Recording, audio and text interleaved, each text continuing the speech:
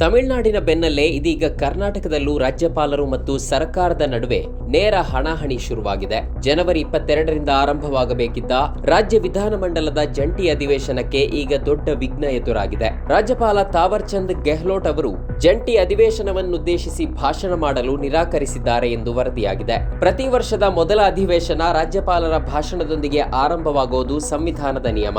ಆದರೆ ನಾಳೆ ಬೆಳಿಗ್ಗೆ 11 ಗಂಟೆಗೆ ನಡೆಯಬೇಕಿದ್ದ ಈ ಭಾಷಣಕ್ಕೆ ರಾಜ್ಯಪಾಲರು ನಿರಾಕರಿಸಿದ್ದಾರೆ.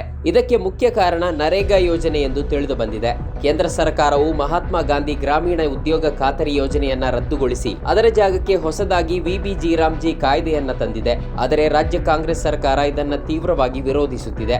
ನಾಳೆಯ ಅಧಿವೇಶನದಲ್ಲಿ ಕೇಂದ್ರದ ಈ ನಿರ್ಧಾರದ ವಿರುದ್ಧ ಖಂಡನಾ ನಿರ್ಣಯ ಕೈಗೊಳ್ಳಲು ಸಿದ್ದರಾಮಯ್ಯ ಸರ್ಕಾರ ಪ್ಲಾನ್ ಮಾಡಿಕೊಂಡಿದೆ. ರಾಜ್ಯ ಸರ್ಕಾರ ಸಿದ್ಧಪಡಿಸಿರುವ ರಾಜ್ಯಪಾಲರ ಭಾಷಣದ ಪ್ರತಿಯಲ್ಲಿ ಕೇಂದ್ರ ಸರ್ಕಾರವನ್ನ ಟೀಕಿಸುವ ಕಟು ಪದಗಳಿವೆ ಎಂಬುದು ರಾಜಭವನದ ಆಕ್ಷೇಪ.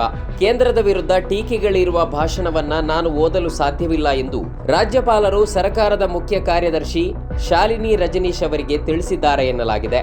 ಒಂದು ವೇಳೆ ರಾಜ್ಯಪಾಲರು ಭಾಷಣ ಮಾಡದಿದ್ದರೆ ರಾಜ್ಯದಲ್ಲಿ ದೊಡ್ಡ ಸಾಂವಿಧಾನಿಕ ಬಿಕ್ಕಟ್ಟು ಎದುರಾಗಲಿದೆ. ವರ್ಷದ ಮೊದಲ ಅಧಿವೇಶನ ರಾಜ್ಯಪಾಲರ ಭಾಷಣವಿಲ್ಲದೆ ಮುಂದುವರಿಯುವಂತಿಲ್ಲ. ಈ ಪರಿಸ್ಥಿತಿಯನ್ನ ನಿಭಾಯಿಸಲು ಕಾನೂನು ಸಚಿವ ಎಚ್.ಕೆ. ಪಾಟೀಲ್, ಸಿಎಂ ಕಾನೂನು ಸಲಹೆಗಾರ ಪೊನ್ನಣ್ಣ ಮತ್ತು ಅಡ್ವೊಕೇಟ್ ಜನರಲ್ ಅವರನ್ನೊಳಗೊಂಡ ಉನ್ನತ ಮಟ್ಟದ ನಿಯೋಗ ಇದೀಗ ಲೋಕಭವನಕ್ಕೆ ಧಾವಿಸಿದೆ. ರಾಜ್ಯಪಾಲರ ಮನವೊಲಿಸಲು ಕಸರತ್ತು ನಡೆಸುತ್ತಿದೆ.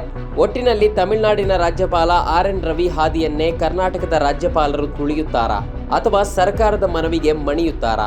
ನಾಳೆ ಬೆಳಿಗ್ಗೆ 11 ಗಂಟೆಗೆ ವಿಧಾನಸೌಧದಲ್ಲಿ ಏನು ನಡೆಯಲಿದೆ ಎಂಬುದು ಇದೀಗ ಇಡೀ ರಾಜ್ಯದ ಕುತೂಹಲಕ್ಕೆ ಕಾರಣವಾಗಿದೆ. ನಮ್ಮ ಕಾರ್ಯಕ್ರಮಗಳನ್ನು ನೀವು ನೋಡ್ತಾ ಇದ್ರೆ ನಮ್ಮ ಚಾನೆಲ್ ಅನ್ನ ಸಬ್ಸ್ಕ್ರೈಬ್ ಮಾಡಿ, ಪಕ್ಕದ ಬೆಲ್ ಐಕಾನ್ ಒತ್ತಿ ನಮ್ಮನ್ನ ಬೆಂಬಲಿಸಿ.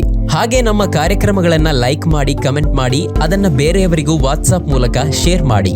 ನೀವು ಹೀಗೆ ಮಾಡಿದಾಗ ನಮ್ಮ ಚಾನೆಲ್ ಮತ್ತಷ್ಟು ಜನರಿಗೆ ತಲುಪಲು ನೀವು ನಮ್ಮೊಂದಿಗೆ ಸಹಕರಿಸಿದ ಹಾಗಾಗುತ್ತೆ. ಇದು ನೀವು ಯಾವುದೇ ಖರ್ಚಿಲ್ಲದೆ ಕೆಲವೇ ಸೆಕೆಂಡುಗಳಲ್ಲಿ ನೀಡಬಹುದಾದ ಸಹಕಾರ.